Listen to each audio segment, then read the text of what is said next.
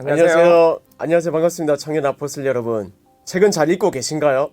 정의의 강이 콸콸 두 번째 강의 정의의 강이 흐르게 하라 진행을 맡은 조현진 목사 이성호 목사입니다. 네, 여러분 반갑습니다. 저희가 이 강의 내용을 핵심적인 것만 콕콕 집어서 재밌게 설명드리고자 이 자리에 왔습니다. 목사님, 혹시 사시면서 받았던 벌 중에 좀 기억나는 거 있으세요? 아시겠지만 제가 모범생이었거든요. 그래서 특별히 학창 시절에 벌을 받는다거나 한 적이 없었기 때문에 잘 기억이 나지 않지만 군 생활할 때 군 생활할 때 우리 형제들은 다 아시겠지만 특별히 이제 유격 훈련 이런 거 할 때 그죠? PT 체조를 하지 않습니까? PT 체조. 그러면 이제 꼭 마지막에는 구호를 안 하는 것이 국룰입니다. 안 해야 됩니다, 진짜. 근데 꼭 하는 사람이 있어요. 무조건 있어요. 그래가지고 한두 번까지는 이제 소리가 나오면 실수로 인정해 주는데 이게 3번, 4번 이렇게 반복되면 아니 그 사람도 안 할 만한데 계속 합니다. 해요. 그래서 그때 같이 그 한 사람 때문에 전체가 다 힘들게 했던 그럴 때 이제 스스로 막 속에서 올라오는 엄청난 이 불평과 불만 실제로 어떤 분들은 또 욕하기도 하고 욕한 것 때문에 또 이렇게 벌 받기도 맞아요. 생각나네요. 그런 일들이 있어서 참 억울하죠. 그런 일이 억울해요. 그런 벌들이 생각이 나네요. 목사님 어떻습니까? 저는 모범생이 아니었거든요. 그래서 언제나 장난치고 제가 진짜 기억에 나는 건 뭐냐면 중학교 때 학기채로 맞은 적이 있습니다. 그 청소를 하다가 또 빗자루를 들면 총이 되잖아요.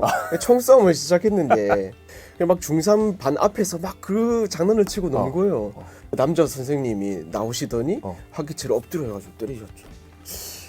그 요즘 같으면 바로 교육청에 고발될 상황인데. 맞으면서도 되게 재밌었어요.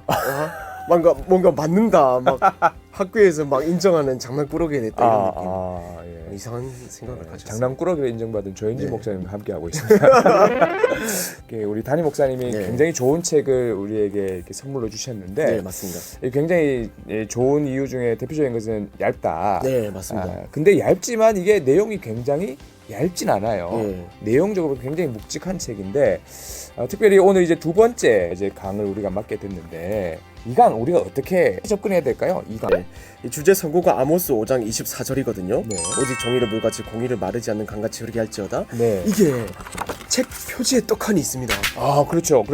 그러니까 이 정의와 공의를 말하는데 저희 이 강이 핵심 강이라는 거예요. 맞습니다. 1강, 3강, 4강은 뭐 보셔야 되겠지만 특별히 이 강을 이렇게 유의해서 보셔야 됩니다. 아모스 5장 24절 이 아모스 전체의 주제가 소위 정의를 다루는 거 아니겠습니까? 이 아모스 5장 비롯해서 이 전체의 어떤 줄거리라 할까요? 간략하게 요약을 좀 해주신다면 어떻게 볼 수 있을까요? 자, 일단 아모스는 처음에 53페이지에 나오듯이 이스라엘은 여로보암 2세가 유다는 우시야 왕이 다스릴 때였습니다.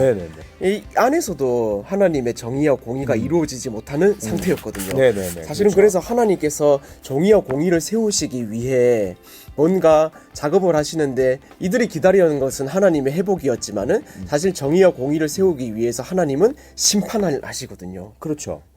이 시대적인 상황을 우리가 좀 이해할 필요가 있는데 부유하고 풍요로운 시대였습니다. 그러니까 겉으로 보면 굉장히 좋은 황금기를 누리고 있는 그 시대적 상황인데 내부적으로 이렇게 깊이 들어가 보면 그 안에 부조리와 불합리함 이런 것들이 너무 많다는 거죠. 뭐 말 그대로 불의가 정의로 이렇게 둔갑되고 그런 상황 속에서 진짜 정의가 뭔지를 이 아모스 선지자를 통해서 꼬집어주는 내용이 이 아모스의 전체적인 내용이 아닐까 싶습니다.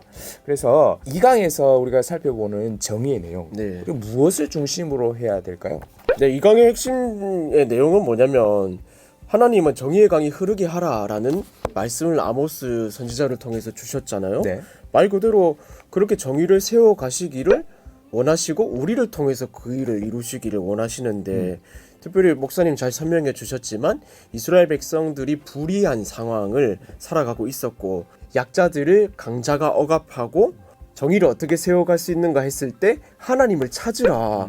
그게 핵심적인 답이었고 자유와 책임과 복지와 분배라는 사중 차원에 있어서 다 포괄화돼 공평하게 살아갈 수 있는 것이 정의다라는 것이 이 강의 핵심이 될 수 있겠습니다. 사실 이게 말처럼 쉽지는 않은 것 같아요. 맞습니다. 성경적인 이 통합, 포괄의 개념이 그냥 우리가 현실 속에서 부딪힐 때에는 굉장히 어렵게 느껴지는 게 사실이거든요. 네네네. 그러니까 아마 실제로 그 당시에 살았던 그 이스라엘 백성들에게는 어쩌면 그게 너무나도 사회적으로 문화적으로 네. 당연한 문화였고 그럴 수 있겠네요. 그렇기 때문에 네. 그들에게 정말 현실적으로 어려웠을 것이다 라는 것을 우리가 좀 이해하고 볼 필요는 있는 것 같아요. 질문을 좀 뽑았지 않습니까? 예, 맞습니다. 네, 두 가지 정도 질문을 한번 우리 네. 함께 생각해 보겠습니다. 네. 첫 번째 질문입니다. 복지와 분배와 관련해서 성경은 무시가 아니라 변호하라고 교훈합니다. 무시가 아니라 변호하라는 것이 무엇을 의미하는지 책에 나온 성경 구절 2개를 선택해서 설명해 보세요. 라는 질문입니다. 네. 여러 가지 이제 찾을 수 있겠지만 뭐 그 2개를 굳이 찾아본다면 뭐 잠언 31장 8절 9절 너는 말 못하는 자와 모든 고독한 자의 송사를 위하여 입을 열지니라. 너는 입을 열어 공의로 재판하여 곤고한 자와 궁핍한 자를 신원할지니라. 이렇게 권면하거든요. 네. 이게 무슨 말이냐면 고대의 왕은 지금처럼 이 삼권이 분립되어 있는 상황이 아니기 때문에 왕이 행정도 하고 법도 집행하고 뭐 이렇게 하는 거예요. 그래서 이 왕의 한마디 한마디가 결국은 법이 되고 네네네. 그러면 이 법을 잘 지키기 위해서 정의롭고 공의로워야 한다는 거예요. 그런데 사람이 우리도 마찬가지지만 사실 힘없는 사람, 연약한 사람 이런 분들을 잘 도와주고 해야 되는 건 알지만 맞습니다. 그러나 우리의 본성은 어떻습니까? 악하죠. 힘이 있는 사람, 네. 예. 돈이 있는 사람 네. 이런 분들에게 우리가 좀 더 호의적으로 그렇게 나가지 되더라고요. 않습니까? 네. 그런데 여기에서 질문이 나오지만 네. 무시가 아니라 변호라는 거예요. 힘없는 자는 무시하지 말고 변호해라. 네. 근데 이걸 잘못 오해하면 그러면 무작정 그 사람들 편만 들어야 됩니다. 그렇게 또 역공을 할 수 있거든요. 네. 근데 그게 아니라는 겁니다. 힘이 있는 사람, 돈이 있는 사람들은 자기 힘으로, 자기 돈으로 유능한 변호사를 사서 자기 목소리를 낼 수 있으니까 맞아요. 돈 없고 힘 없고 빽 없는 그 사람들에게 힘을 주고 네. 그 사람들이 목소리를 낼 수 있도록 그래서 자생적으로 자기 스스로 목소리 낼 수 있는 그 목소리하고 네. 힘이 없어 목소리 못 내는 사람을 목소리 내게 해서 이 목소리가 동등하게 시시비비를 가려줄 수 있도록 그렇게 도와주라. 이게 이제 변호의 개념이라는 거죠. 그렇구나. 그렇죠. 그래서 이 복지와 분배와 관련해서 이 성경이 변호해라라는 것은 결국은 연약한 자들을 잘 우대하되 네. 편향적으로 무조건 이분들 편을 들라는 것은 아니고 이분들이 제대로 된 목소리를 내서 전체적인 정의에 입각해서 시시비비를 가릴 수 있도록 해주라. 네. 그런 의미로 받아들일 수가 있겠죠. 네. 한 구절을 더 해본다면 네. 예레미야 22장 3절을 또 드릴 수가 있겠죠. 제가 한번 읽어드리면 네. 여호와께서 이와 같이 말씀하시되 너희가 정의와 공의를 행하여 탈취당한 자를 압박하는 자의 손에서 건지고 이방인과 고아와 과부를 압제하거나 학대하지 말며 이곳에서 무지한 피를 흘리지 말라. 네. 아멘. 이 구절도 네. 아마 이 같은 맥락에서 볼 수가 있겠죠. 네. 근데 아까도 말씀드렸지만 사실 이제 우리는 얼마나 죄성이 가득한 그래서 힘이 있는 자, 네. 강한 자, 유력한 자, 그 사람들의 편에 서게 되고 그래서 공공연하게 예전부터 유전무죄, 무전유죄 이런 돈이 있으면 무죄가 되고 돈이 없으면 죄가 없어도 유죄가 되는 이런 불합리한 상황. 그래서 그것을 꼬집는 내용이라고 그렇게 볼 수가 있겠죠. 네, 그러면 이제 제가 한번 질문을 하겠습니다. 신명기 23장 24절 25절 예를 들어서 후대하는 것이 무엇을 의미하는지 후대하는 것이 무엇을 의미하는지를 설명해 보라. 이게 두 번째 질문입니다. 목사님께서 한번 말씀해 주시죠. 예, 제가 좀 답변을 드리면은 일단 신명 23장 24절에서 25절 말씀이 이렇습니다. 내 옷에 포도원에 들어갈 때는 마음대로 그 포도를 배불리 먹어도 되느니라. 그러나 그릇에 담지는 말 것이요 내 이웃의 포도밭 곡식밭에 들어갈 때에는 내가 손으로 그 이삭을 따도 되느니라. 그러나 내 이웃의 곡식밭에 낫을 대지는 말지니라. 이런 말씀인데 일단 후대하라고 하셨습니다. 후대하라는 것은 일단은 사유재산을 인정한다는 말이잖아요. 그래서 공평의 문제에 있어서 뭐가 옳은 것인가 지금도 이제 분분한 의견이 있지 않아요? 그렇죠. 그래서 성경은 이제 나누라고 하는데 이게 뭐 공산주의에서 계속해서 강조하는 그런 분배가 아닌가 싶지만은 성경은 사유재산을 인정한다고 분명히 말하고 있습니다. 그리고 나서 자기의 재산을 후대하라고 말하거든요. 나누되 힘에 붙이도록 도와주라. 가격한 후대로 가난한 자들을 도우라 말씀하면서 이 책에서도 잘 설명하고 있는 게 뭐냐면은 후대하는 것, 남을 도우는 것 이게 자비의 문제가 아니라 정의의 문제다. 이거는 선택에 있는 것이 아니라 반드시 우리가 해야 되는 것이고 과격하게 더 해야 되는 것이라고 설명하고 있더라고요. 후대하는 것까지는 인정하는데 정말 과격하다는 표현이 도대체 어느 선까지가 과격하냐? 이게 이제 우리 청년들이 궁금해할 수도 있을 것 같아요. 맞아요. 이 과격하다는 것은 제가 어떤 의미로 사용했냐면은 뭔가 빚을 내 가지고 자신의 삶에 쪼달리는데도 불구하고 구제해야 되니까 억지로 하는 걸 의미하는 게 아니고 일단 기본적으로 자발적인 기쁨을 포함한다고 그렇게 설명드리고 싶습니다. 얼마 전에 한 지체를 통해 가지고 보아원을 소개받았거든요. 구제 헌금을 어느 정도 했습니다. 그 안에 이제 기쁨이 있더라고요. 근데 마음에 좀 원함이 있었던 거는 내가 좀 더 할 수 있으면 좋았을 텐데 하는 생각이 들었습니다. 그죠. 성경에서도 분명히 구제하는 자, 또 후대하고 남을 도와주고 섬기고 베푸는 자에게 하나님께서 큰 은혜와 복을 채워주신다는 약속이 있거든요. 그러니까 그 약속을 믿는다면 우리는 복에는 관심이 있지만 복 받는 수단에 대한 별로 관심이 없는 거예요. 좋은 말씀이네요. 그래서 이 후대한다, 과격하게 후대한다라는 것은 정말 우리가 하나님 앞에서 하나님을 의식하는 가운데 누군가에게 과격하게 후대했을 때 과격하게 후대받는 하나님으로부터 받는 그것까지 우리가 고려해야 되지 않을까라는 생각을 해보았습니다. 이 2강을 이렇게 읽으면서 우리가 좀 놓치고 간과해서는 안 되는 부분이 결국은 인간이 타락한 본성을 갖고 있는 죄인이다.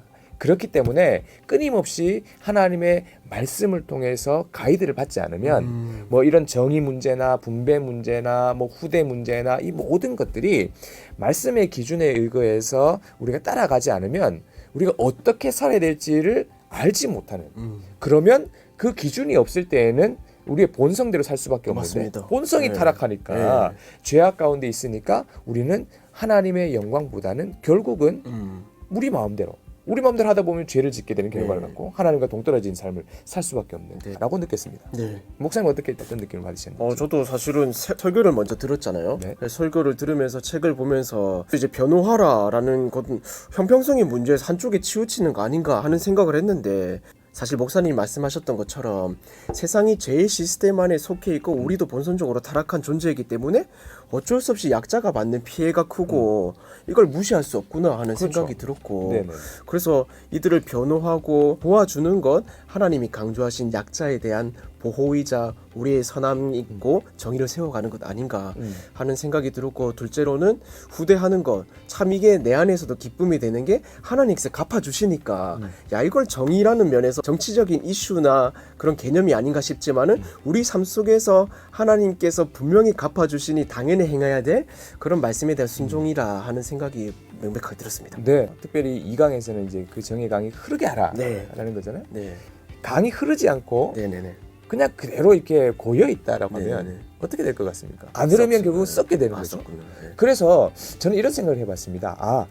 내 안에서 또는 우리 공동체, 작게는 우리 가족도 되겠고 아포스 공동체도 그렇고 이 공동체 개인과 공동체에 있는 어떤 작은 부분의 작은 영역에서 정의를 향한 우리의 몸부림이나 이런 것들이 가정으로 또 공동체로 캠퍼스로 직장으로 이렇게 흘러가지 않으면 우리 스스로도 썩게 될 뿐만 아니라 우리가 속한 공동체가 썩게 된다는 거죠. 맞습니다. 그래서 이 하나님의 말씀하시는 성경적인 정의를 우리가 잘 기억하고 이것을 흘려보냈을 때에 그때 사회는 더 깨끗해질 수 있다. 저는 그런 생각을 한번 해보았습니다. 맞습니다.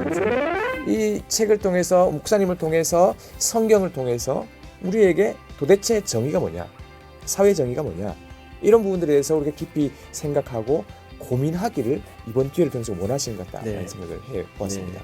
맞습니다. 저희 2강 보시면서 좀 이제 정리가 많이 되셨을 거라 생각하는데 앞서 이제 나누었던 2개의 질문 여러분들도 댓글에 많이 좀 답을 남겨주시고 생각을 남겨주시면 좋을 것 같아요. 남겨주신 분들을 뽑아서 상품을 저희가 드리도록 하겠습니다. 우리가 주는 거예요?